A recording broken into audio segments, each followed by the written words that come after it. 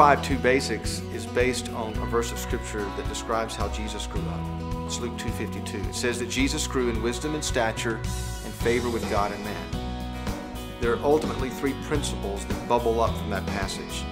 One is that Jesus grew in wisdom. One is that Jesus grew in favor with God, which is faith.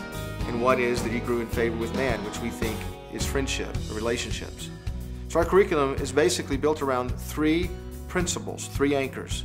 One has to do with faith, one has to do with wisdom, one has to do with friendship. And ultimately, as we unpack these three issues, what we're trying to get children to grow up and say is, I can trust God no matter what. That's favor with God and faith. I need to make the wise choice. Again, that's wisdom. And I should treat others the way I want to be treated, and that's favor with man.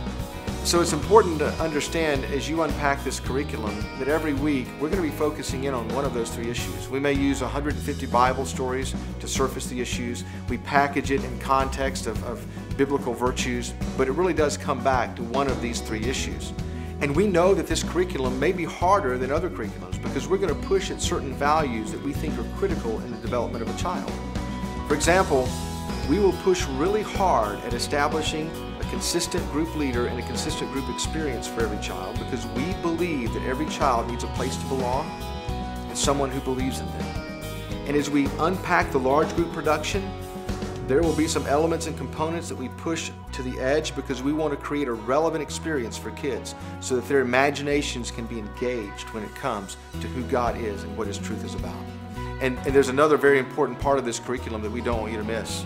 In the context of the curriculum, we've designed an entire section that is called Family Production because we hope that every church, either several times a year, once a month, or once a week, will create a shared experience for parents and kids so that ultimately you make a philosophical decision that what happens at home is just as, if not more important than what happens at church.